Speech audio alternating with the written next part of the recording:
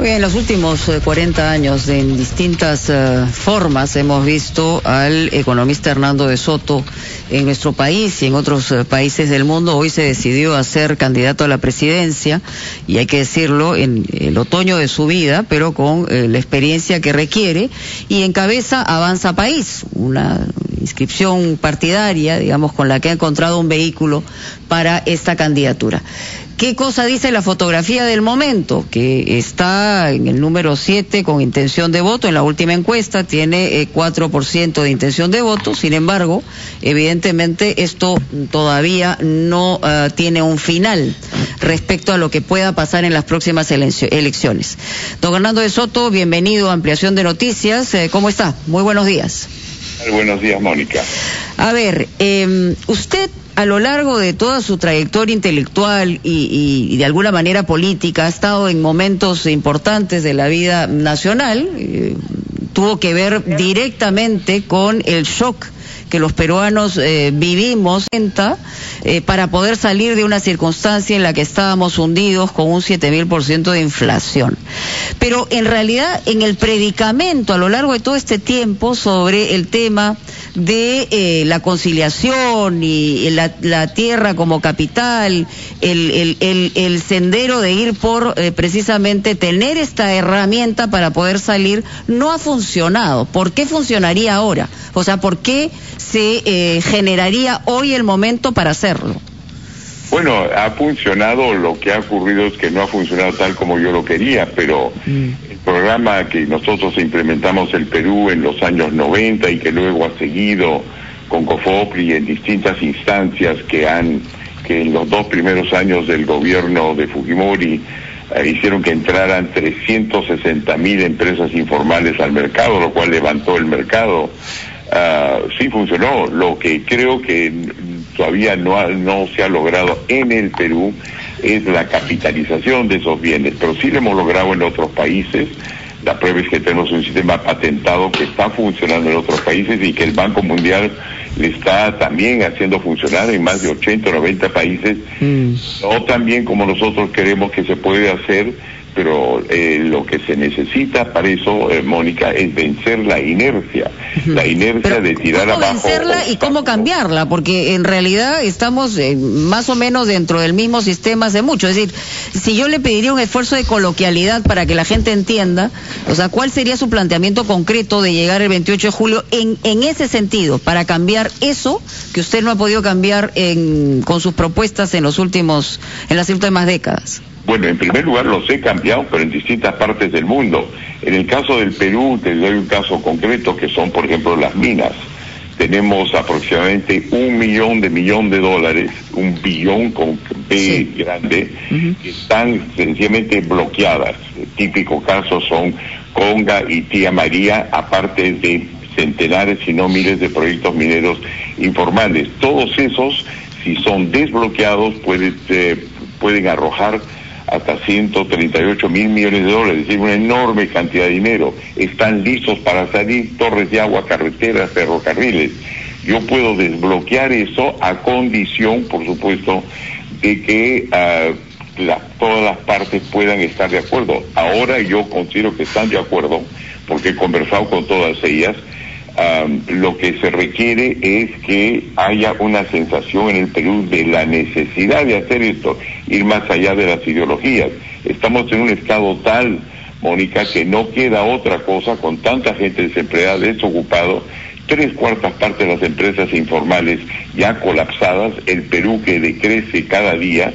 El momento ya está listo para lograr una cosa que yo he hecho en varias instancias, en escalas, por supuesto, menores en distintas partes del mundo. Hernando de Soto, buenos días.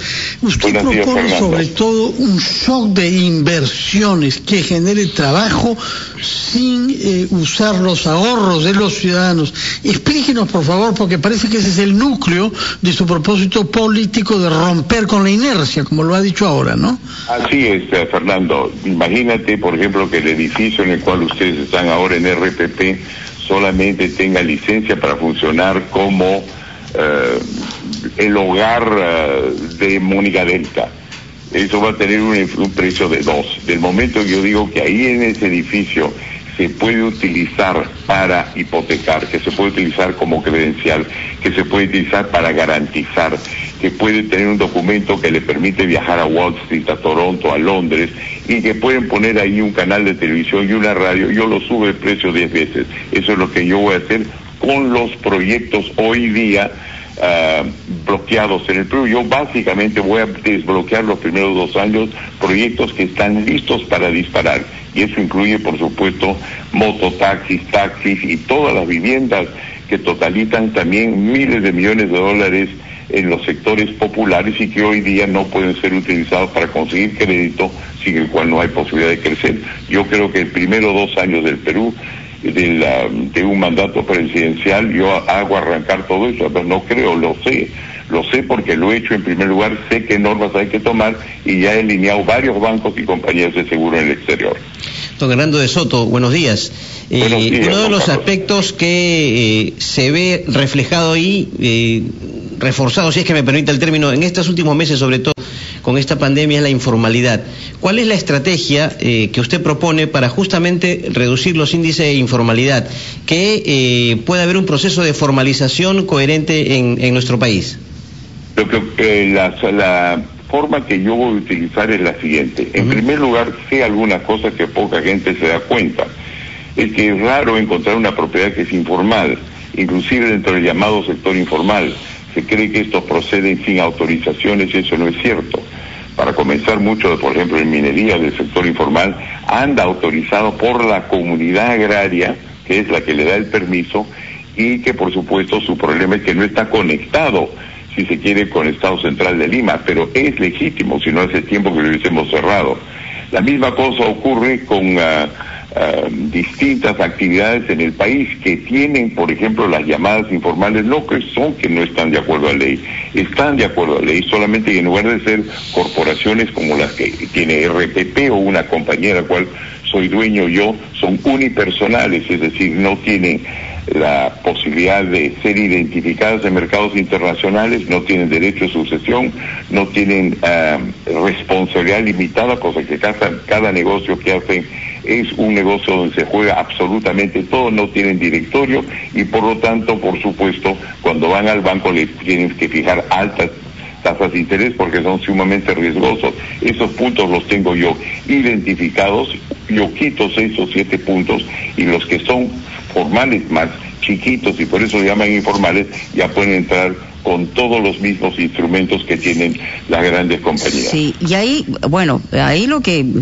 hay que preguntar es cómo desburocratizar. No solamente hablamos de un sector privado, hablamos de un Estado que nos ha demostrado a través del tiempo absoluta ineficiencia en muchísimos casos. Y por otro lado, ¿cómo decirle al que señala, por ejemplo, en conflicto entre el trabajador o la persona que vive en los alrededores de una mina, decirle, miren señores, ustedes también van a tener este capital, también van a tener esta posibilidad para salir adelante? O sea, ¿cómo se lo decimos? Te lo decimos enseñándole, Mónica, ejemplos donde ya se ha hecho. No hay ningún proyecto minero en el Perú de los que funciona que en el fondo ya no logró eso. Lo que pasa es que lo logró con dificultad.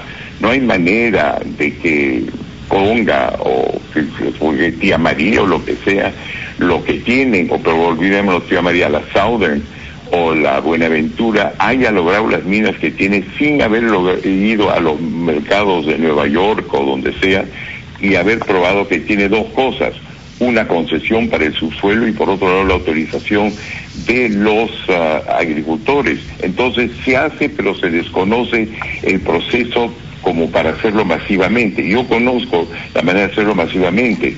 Eso quiere decir que a los campesinos se los puede convencer, pero todavía aumenta la posibilidad de convencerlos, y sabemos eso porque tenemos casi todos los gremios campesinos en nuestro pacto social, porque lo que generalmente ocurre es que la compañía minera o por los dueños de ferrocarriles, por ejemplo, lo que hacen es le compran en la tierra, pero no los dejan participar en las acciones donde se puede capturar el capital, es decir, el valor adicional que significa que la tierra no solamente crece papas, sino puede crecer oro. Eso lo voy a cambiar yo poniéndole certificados a los campesinos que les permiten entrar a mercados internacionales, les permiten organizar su agricultura, para ellos también darle sentido a la globalización. Para ellos esencialmente la globalización significa pasar de campesinos a mineros, y yo les quiero decir que con nosotros las tierras que están por encima del subsuelo también van a entrar al mercado internacional, y todos entonces podrán defenderse de la globalización y aprovecharse de ella. Evidentemente, para hacer tortillas hay que romper huevos, y no solamente la posibilidad de un ejecutivo voluntarioso y con la certeza, según usted nos dice, de poderlo cambiar todo, porque también implica a ver qué es lo que pasa dentro de un Congreso. Pero queremos también hacerle otro tipo de preguntas luego de la pausa, si nos permite. Estamos con Hernando de Soto, ya regresamos a Ampliación de Noticias. Son las 9:05 de la mañana. Estamos entrevistando al economista Hernando de Soto, candidato presidencial del partido Avanza País, que nos ha explicado hasta ahora las líneas maestras de su plan para la recuperación económica, que giran en torno a una idea de un shock de inversiones. Señor de Soto, sin embargo, si usted asumiera la presidencia, tendría que dedicarse prioritariamente también al tema de la pandemia y de la lucha contra la corrupción. ¿Qué es lo que modificaría en la política que está haciendo el actual gobierno respecto de esos dos temas, sanitario por una parte y ético por otra? Bueno, comencemos con la de sanitaria. Nosotros hemos estado ya investigando ese tema hace algún tiempo, porque, por ejemplo, con el caso de Israel, el plan de ubicación de asentamientos humanos de Israel, como lo ha dicho el presidente Netanyahu, fue hecho por nosotros, por peruanos. Lo recogieron hace más de 10, 12 años. Entonces eso me da la posibilidad de hablar con el Ministerio de Salud, y con lo cual hemos conversado ya varias veces, para saber cómo ellos, informados, hay distintos países que han tenido éxito, han funcionado, y ya tenemos listos el concepto. Más o menos es la mayor parte de la gente que se cura en estos países, por ejemplo en el caso de Israel, el 99% se cura en casa, solamente el 1% llega al hospital. Entonces lo importante ahí es poder vigilar, es poder llegar al 99%. Pero ni siquiera sabemos quiénes son, don Hernando, o sea, es decir, los padrones no funcionan, siempre hay gente que falta, no se ubican a nivel de cuadras, los municipios ni siquiera tienen esas listas depuradas, o sea, en realidad la diferencia entre Israel y Perú pues es enorme, ¿no? Así es, pero la diferencia entre los peruanos, los otoñales, como tú me has llamado, y gracias a... Bueno, yo también estoy en ese rubro, usted me lleva un poco la delantera, hay que decirlo también. Mónica, te iba a agradecer por no haberme llamado invernal.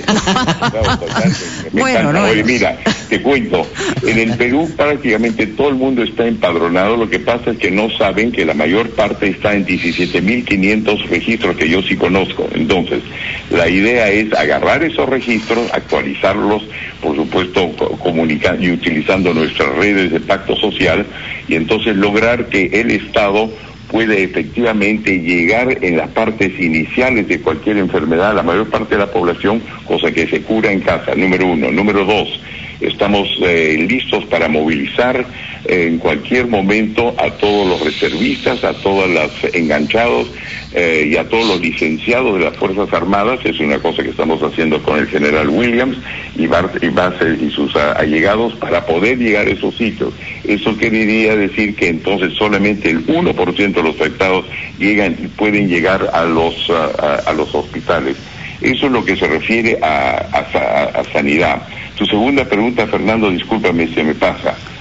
Era la corrupción, puesto que, como usted sabe, una vez más está manifestándose en todos los intersticios de las instituciones públicas y algunas privadas. Bueno, yo diría dos cosas así, contestando la pregunta en vivo. En primer lugar, la corrupción no es otra cosa, Fernando, que la compra de una decisión. Y la compra de una decisión requiere procedimientos. Esos procedimientos son sumamente complicados en el Perú. Tú sabes, mi vieja argumentos de que en el Perú se están produciendo los 106 normas al día, que hace que es muy difícil poder seguir la huella a una decisión de gobierno. Y yo tengo el plan con simplificación administrativa para poder seguirla por un lado y destrabar, porque tú ves que muchos de los problemas de la salud no es que hay médicos que no sepan lo que van a hacer, tenemos excelentes médicos, hasta tienen opiniones conflictivas, lo cual es democrático y es bueno para encontrar una solución. Lo que no tienen es experiencia administrativa. Yo casi crearía el Ministerio de la Enfermedad para los médicos que vean eso, y yo tomaría con un equipo especial la parte que se refiere a qué es necesario para que un funcionario pueda firmar. Lo que ocurre es que no pueden firmar cheques, no pueden hacer compras, pero no por razones médicas, sino administrativas, prisión preventiva, media al Estado, falta de carrera futura, demasiado acá, y no hay futuro ni horizonte, y eso hace que nadie quiera firmar. Entonces yo tengo ahí un plan para poder hacer todas esas cosas. Don Hernando de Soto, al comienzo Mónica hizo referencia a su ubicación en las encuestas, 7º lugar si no me equivoco. ¿Por qué considera que su mensaje no está llegando de la mejor manera al electorado que le permita revertir esta situación? Las encuestas son un reflejo del momento y también deben ser consideradas. Recuerdo que en una oportunidad, en una entrevista televisiva, usted mostró una encuesta que lo ubicaba en primer lugar, ¿no es cierto? ¿Por qué cree usted que está pasando esto? Yo creo que lo que está pasando es que las encuestas no reflejan lo que está ocurriendo en el país. Ustedes me acaban de decir que cuando acabo de escuchar su noticiero, no sé si fueron uno de ustedes, que dijo que el Estado no había logrado dar bonificaciones al 50% de la población. Esa misma es a la cual no llegan las encuestas. Yo tengo un grupo, como le dije anteriormente, social, donde yo, por ejemplo, creo que les enseñaba a veces las fotos, se lo enseñaba a Fernando en una oportunidad, creo que a Mónica en otro, que cuando nosotros vamos a Puno, a Juliaca o donde sea, y no en plan político, esto es antes de que me lancen política, yo nunca tengo menos de 4.000 o 5.000 personas en una plaza o en una boquemina. Sí, pero a ver, Hernando, usted que es un hombre intelectual, un hombre de ciencia también, hay que la estadística es justamente una ciencia a la que hay que tener como respaldo, y las encuestas se basan en eso. O sea, se pueden equivocar en algunos puntos, pero en lo que manda ahí es la línea, si va hacia arriba o hacia abajo, y eso ahí va la cosa. Ya, bueno, yo estoy de acuerdo, Mónica, que habrá que interpretar, pero eso lo vamos a ver pues el 11 de abril. Lo importante para mí es la cosa siguiente. Uno, las personas que nos ponen en primer lugar, como por ejemplo CIT de Expreso, son personas que yo acabo de conocer el otro día, yo no los conozco. Yo recién he conocido al director de Expreso hace, ¿qué te digo yo?, una semana.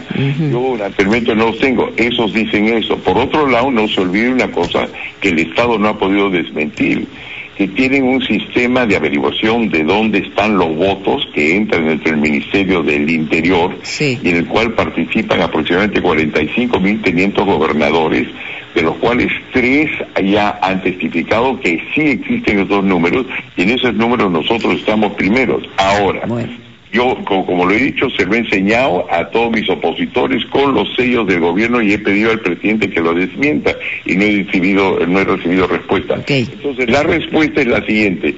Yo estoy, don Carlos, bastante más optimista que que ustedes, por supuesto, y por otro lado vamos a ver pues. Bueno, nosotros no tenemos que ser optimistas, porque no somos candidatos, tenemos que ser realistas, ¿no? No, lo que tienen que ser es críticos, que lo acepto, pero realismo es lo que yo le voy a probar que muy bien. De repente hay otra cosa que está ocurriendo el 11 de abril. Pero vamos a ver, pues. Sí, vamos a ver, claro que sí. Vamos a ver, y además le agradecemos su buena disposición a Ampliación de Noticias. Hay que tener también cintura, pues, en una candidatura. Sí, yo soy peruano, no soy español, yo tengo cintura, pueden insultarme un poquito acá y aguanto. Aguanta, ok, muy bien. Me doblo, pero no me rompo. Muy bien, Hernando de Soto estuvo con nosotros en Ampliación de Noticias, le damos la bienvenida.